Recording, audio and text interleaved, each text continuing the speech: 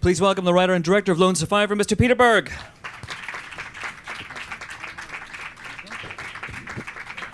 Hi, guys.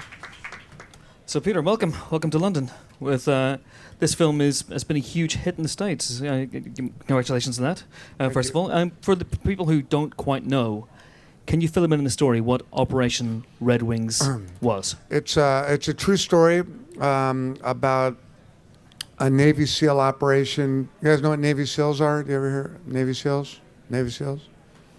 Navy SEAL operation. They're kind of the most elite soldiers that serve in the U.S. And it's a true story about 4 men that were dropped in northern Afghanistan in 2005 to try and find a Taliban leader and identify him. And during the course of the operation, many things went wrong, and the soldiers found themselves in a very horrific gunfight. And when it was over, 19 had died, and 1, Marcus Luttrell, survived. And when did you first hear about this? I first heard about the book about 5 years ago. It had just come out, and some people turned me on to it. And Marcus had come to Los Angeles to interview filmmakers, and I took a number and waited in line and had an opportunity to try and sell myself to him. Did you know who else Marcus was talking to at the time? Did you have an idea who you were up against to try and get this thing? Yeah, I did. I had an idea. Can you say? No, I don't think that's polite. Okay. So what did you say to Marcus to convince him?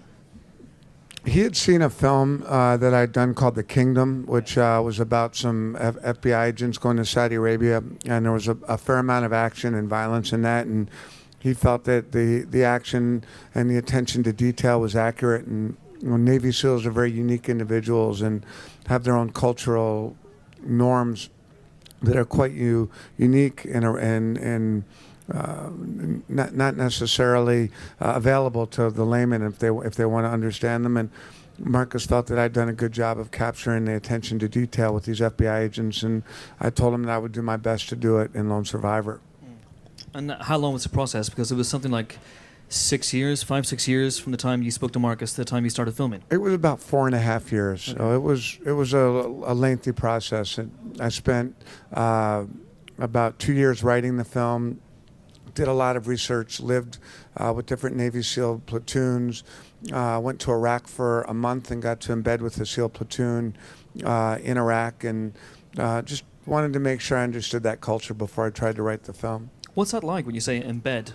What did that mean exactly? Well, I flew from San Diego, USA, to a base called Al-Assad in Iraq, got picked up by 10 Navy SEALs and driven to this little operating base by the Syrian border, and lived on the base and spent the days with the SEALs just hanging out, watching them kind of prepare for their operations, and at nights when they operate, so I got to go out and put on a whole bulletproof vest and a helmet, and hope that nothing bad happened, and got to watch them in action. Wow, what's that like? It's intense. You don't want them coming after you. No, I can imagine you don't. Were you at a safe distance? Presumably you were a little further back. Well, I was in a safe distance, but I was in Iraq, so there was no real safe distance because you were kind of in the middle of the country. But I felt very looked after being with those guys. Yeah. You took I was going to say you took a break. You didn't take a break, but with this movie, you went off to direct Battleship, which delayed production on this. Was the idea to film Lone Survivor before Battleship? Originally, I was going to try and make the film before, and then my bosses at Universal kind of asked if we'd switch the order, so I did Battleship, and the whole time I was doing Battleship, I knew I was going to come back to this film, so it's kind of a 2-picture plan. With this Battleship in the Kingdom, it seems to me you're drawn, and the Rundown or Welcome to the Jungle, it seems to me you're drawn to action quite a lot, but also you seem to be drawn to military action as well. Is that? I don't understand why. I mean, I keep telling my friends that my next film's going to be a love story, in the south of France with like a bottle of Bordeaux and some foie gras and like nice people. But that's never going to happen. No, it always seems to go action. Yeah. Why? I don't know. I need to see a psychiatrist. I don't know. But is there something about the military in particular I mean, I make a lot of films about sports, and I do a lot of programs like Friday Night Lights about tend to be about sports. I've always been attracted to the psychology of violence, and anybody who's willing to put themselves in between us and harm's way. That's a psychology that I always find very compelling and lends itself to movie making. Absolutely. We got a number of clips from the film. The first one shows, I guess, the build-up to Operation Red Wings, and it features Eric Bana briefing his troops. If you can run the clip, that'd be fantastic. Thank you. Indeed, and that was Ben Foster as Matt Axelson, who's one of the soldiers, the Navy SEALs who was killed on the mountain. And was that true at the time? Did he have a sort of, not a premonition, but did he have a sense of foreboding about the mission? A lot of moving parts, a lot of things can go wrong here. Yeah, I mean, this particular mission had a lot of moving parts, and they were all aware. I mean, a lot of the operations that the SEALs go on in Afghanistan are very complex and do have a lot of moving parts. This certainly was one of them. It's interesting to me that you've chosen to make a film about what is, in essence, a defeat for Navy SEALs, in a way. The mission wasn't a success. People died on that mountain. But did you see a glorious nature to that defeat? The sense of heroism and survival from all four of the guys? I mean, there are many elements of this film that I found very compelling. One is how they handled being compromised by goat herders. They were found while they were up there by two young kids and an old man, and they knew if they let those kids go, there was a good chance they were going to be killed. They knew there was a Taliban army right a quarter of a mile away, and they knew these kids were part of that village that supported the army. So they were within their rules of engagement, sort of, to have killed those goat herders, and they had a very serious debate about that, and they ended up making a decision not to kill them and to let them go, and that resulted in the death of 19 of them. So I found that very compelling. Marcus Luttrell ended up getting saved by an Afghan villager who believed in a code of honor called Pashtunwali, which says if I find you and you need help and I give you help, you're part of my village and part of my family, and I will defend you with my life. And this incredible friendship between a big, tall American Navy SEAL and this Afghan villager was forged, and I found that very uplifting, inspirational. And also the actual gunfight, and yes, the fact that these men did die. I found it as a citizen of this planet whose country has been in a war for quite a long time now. I kind of feel that it is in some way our responsibility to understand that these men are dying, that these women are dying, and not to just ignore it, and to become victims of the news cycle, and to look at our favorite sports story, our favorite gossip story, and then the fact that 4 or 5 soldiers were killed, and give them all equal import. I thought that this film gives people the opportunity to, regardless of how they feel about these conflicts, to acknowledge the intensity of the violence that occurs out there. I guess this movie has divided people in the States. There are people who read it as a pro-war movie. There are people who read it as an anti-war movie. What's your take on this conflict? I don't know what pro-war is. I've never heard of anyone. Well, pro-conflict, perhaps. Yeah.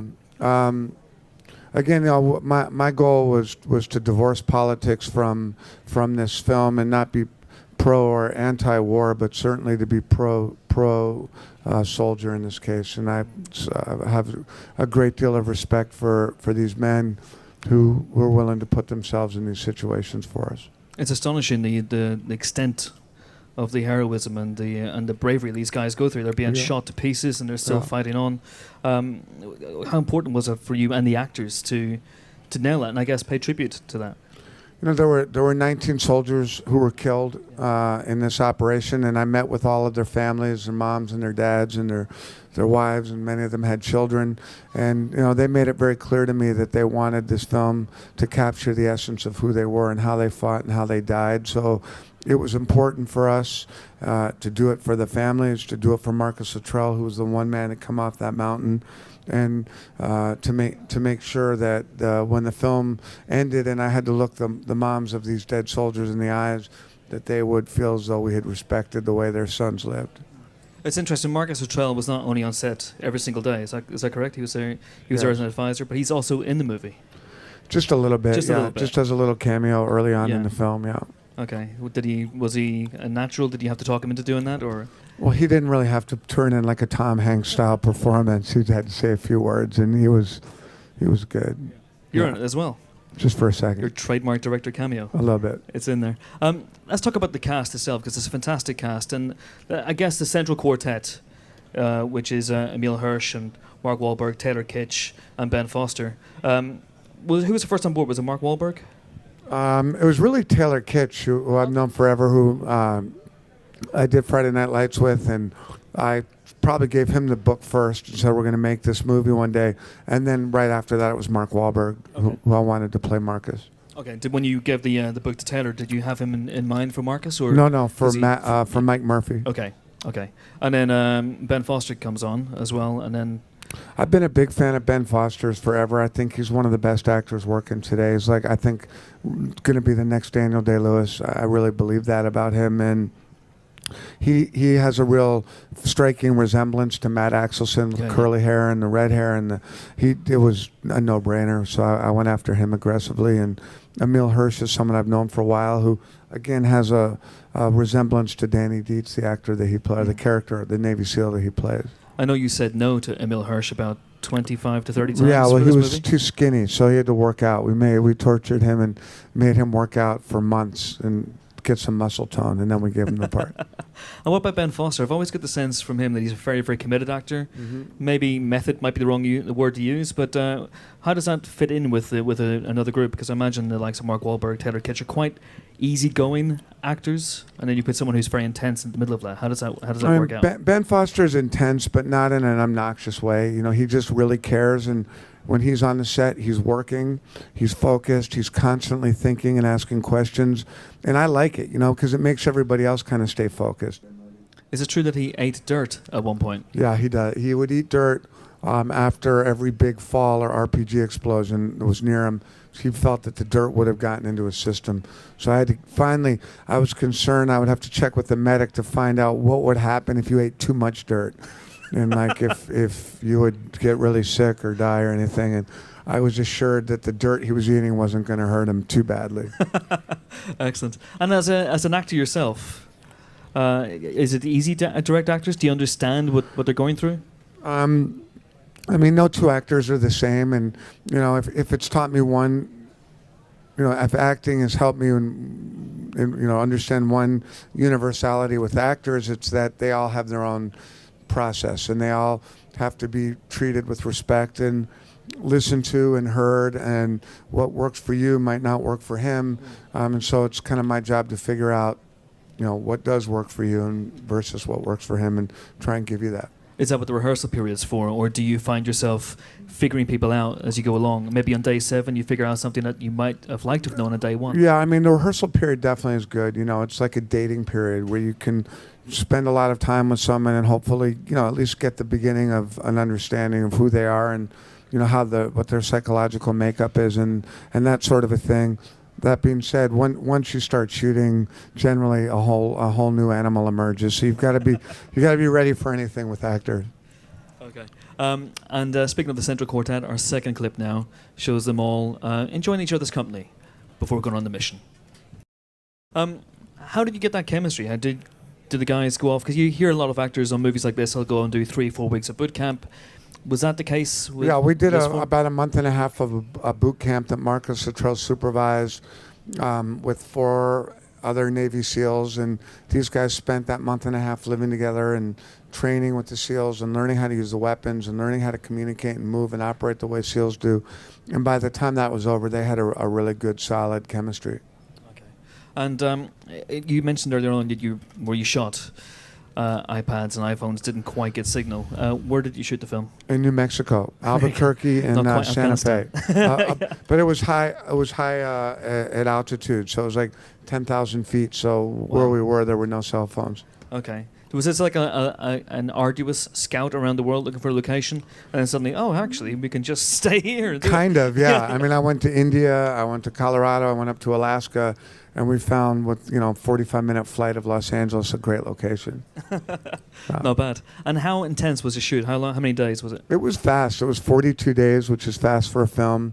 And we were up on the top of mountains, so we were working very hard. And you wouldn't know it from these clips, but there's quite a bit of violence and gunplay in the movie, and that at altitude was we had to stay pretty focused and on point.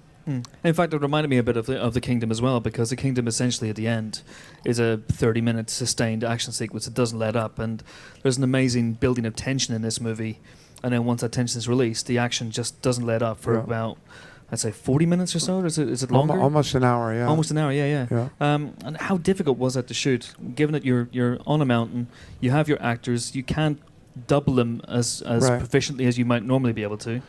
It wasn't so difficult to shoot. It was very difficult to plan. With something like this, you're up on a mountain. You don't have a huge studio spending money on the film, so you got to be organized. You got to have your shit together, kind of. And we spent a tremendous amount of time, months, preparing how we were going to do it and trying to plan for contingencies and things going wrong. And we had a strong plan going up onto the mountain, and then we just executed the plan. And I had a great team, and Kevin Scott, our stunt coordinator, was just awarded the SAG award for best Screen Actors Guild award for best stunts of the year for Lone Survivor, which is a very high honor, and he deserved it. The stuntmen were very focused, our crew was very focused, and we were able to execute on that mountain. Was that for one particular stunt or for everything? No, it's the whole thing. The whole thing, because there are two moments in this movie that stay with me, and they both involve a leap into the unknown. But both times when the guys are cornered and basically have two options: they stay and die, or they jump off a cliff. Yes. And both of those sequences are they're excruciating to watch. For all the right reasons. Can you talk about filming those? Well, there were. In Marcus' book, he described these cliff falls where, like you say, they knew if they stayed where they were going to die. So they threw themselves off of 80-foot, not completely vertical cliffs, but close to it. And they just bounced and broke bones and bit their tongues out and cracked teeth and were horribly violent. And when I read that, it reminded me, I'm from New York, and I was in Manhattan September 11th, and people were jumping out of the trade towers. And the idea that something could be so horrible, your best bet is to just jump. And so I wasn't alone in having that feeling reading it.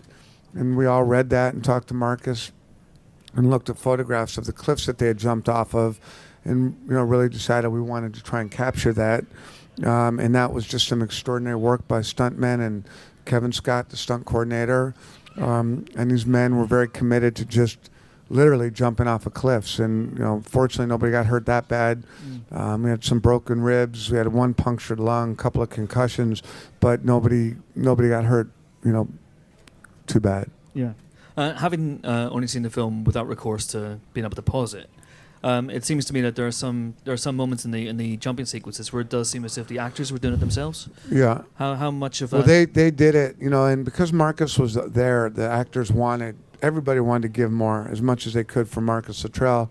And so my job became kind of like being a dad or a referee, and I would tell the actors they couldn't do it, and they would sneak in when I was shooting something else.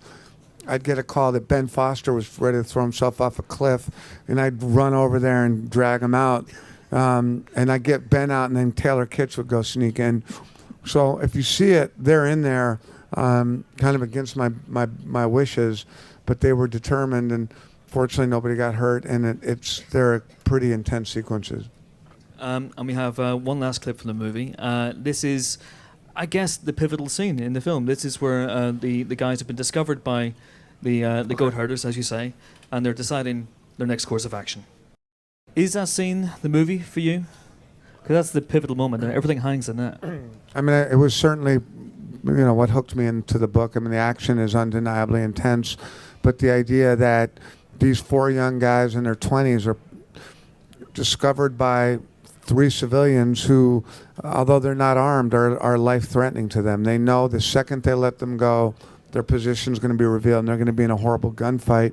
And they had a very frank debate over what to do, and that was certainly a big part of what drew me to the project. It's interesting that Matt Axelson in this movie, the Ben Foster character, is espousing we should kill these guys. We should do that, which is not the sort of thing you would if you were whitewashing, for example, history or whitewashing what happened with people in real life. It's very interesting you took that decision. That's how it went down, you know. And as Marcus will tell you, all of them were spinning all the options in their head. And Matt Axelson did make a good argument for killing those kids. And they were not kids, but young. One was a kid, one was a teenager, one was an older man. Matt Axelson had real clarity about how this was going to play out if they let them go.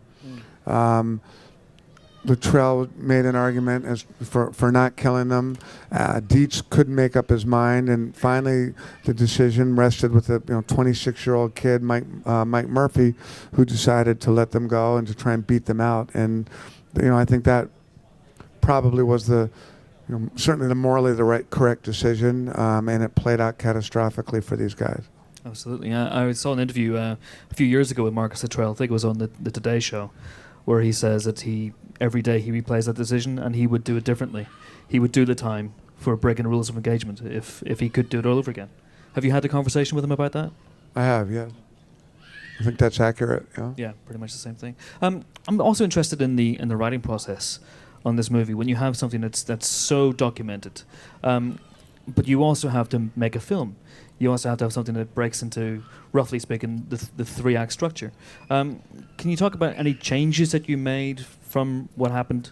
Yeah, I mean, fortunately for me and several of us involved in the film, the book, Luttrell's book, was so inherently dramatic. With a sequence like this, goat-herder debate, him being found by an Afghan at the end, and this incredible fight. You didn't have to embellish much, and I was very conscious because I had spent so much time with the families of the soldiers who were killed and with the real Navy SEALs who were still alive that knew these guys.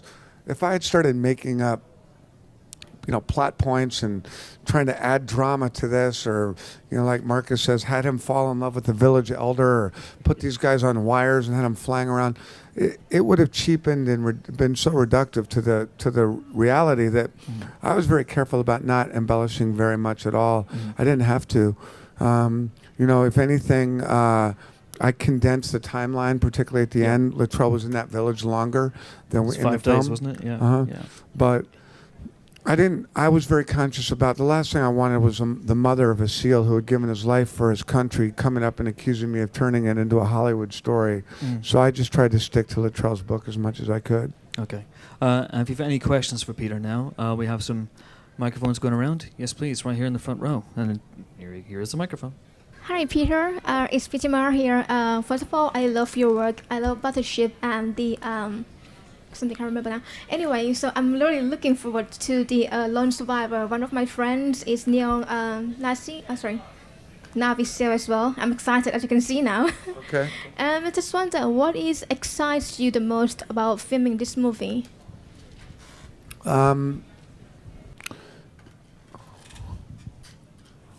mean, I'm been fascinated by the Navy SEAL community and what extraordinary men they are.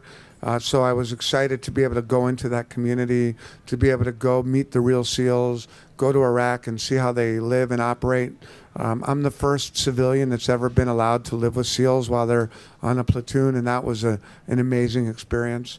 But I think the most satisfying part of this has been showing it to the families of the soldiers who were killed, and hugging the moms and the dads afterwards and having them tell me that thank you, and that we got it right, and that it gave them the chance to have closure with their children who were killed. That was an experience I've never had before, and very satisfying. Okay, thank you. Any other questions for Peter? Yes, please. We'll just wait for the microphone. Hi, I have already saw the film because I work for a movie magazine, so I have a copy.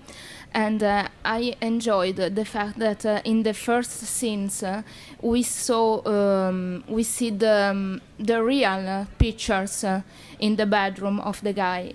And I was wondering even if all the story about the wedding and the Yes. castle that we saw is something that came from Marcus also to use the real pictures, or Yeah, so those stories are true. It's just in the movie we use real, in the beginning and the end, real pictures of the soldiers who were killed. And in the end, all those pictures are real. And those came from the families. And, so I was able to talk with Danny Dietz's widow.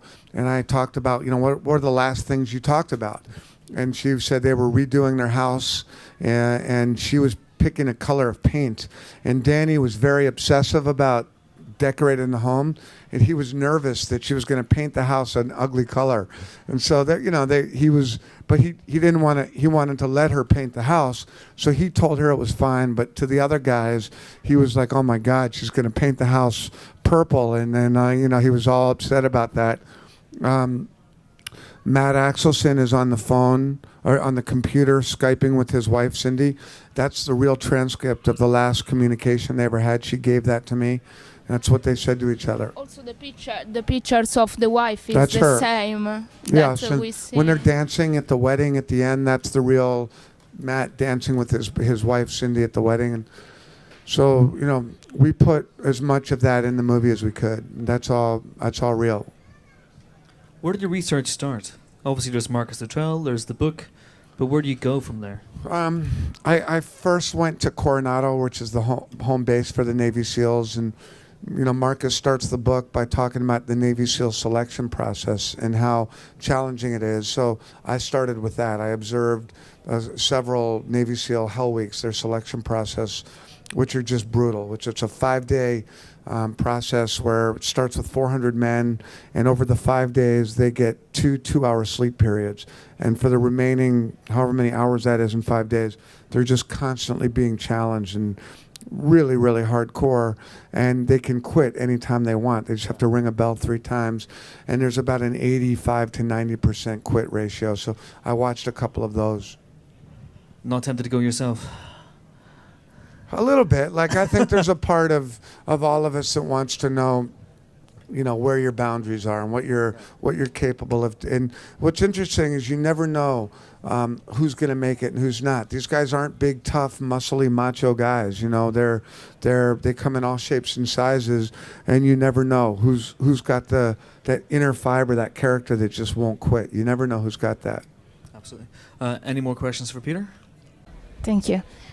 About the cast, every time you work with Taylor Kitsch in Friday Night Lights and in Battleship, and here he has this kind of strange leadership, because not here but in Friday Night Lights and in Battleship is a bad guy because he has this temper that he can control, but everybody look at him.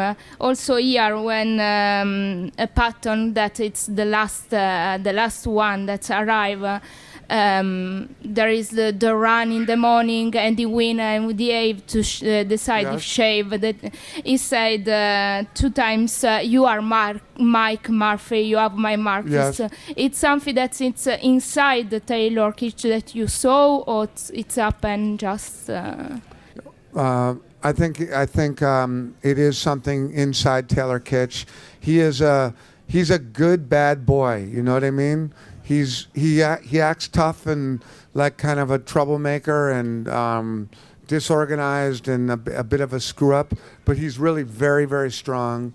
He's an incredibly loyal friend. He's a wonderful athlete. He really has those qualities. He's shy and quiet and respectful when you first meet him, but underneath, very strong man, which is very similar to most Navy SEALs that I've met. Both you and Taylor came to this, obviously, from Battleship. What was that experience like for you now, in hindsight, looking back at it? It was rough. Battleship was a huge film with a lot of special effects, and we were out on boats in the middle of the ocean, and we were on green screen for a long time, and there are aspects of that film that we loved and are very proud of. But I think we're both very happy to be talking about Lone Survivor now. Is there another Berg-Kitsch collaboration? I'm sure there will be, yeah. I'm sure there will be. And what is next for you? Right now I'm doing a new TV show called The Leftovers with Damon Lindelof, who created Lost, that we're doing for HBO. And I filmed the pilot a couple of months ago, and they just picked up the show. So I'm going to go from here to New York and shoot another one of those. And then look for the next movie. You've mentioned in the past the Rundown 2 or Welcome to the Jungle, as it's known over here. Maybe. Yeah. Yeah, we're writing a script now, and I was just working with Dwayne Johnson in Miami last week, and we have an idea, so we do want to do it. Okay, fantastic. Wish you all the best. Thank you so And, much. Thank you for staying, guys. Indeed, that's all the time we have. Thank you so much for coming. Thanks for your questions. Thank you to Peter.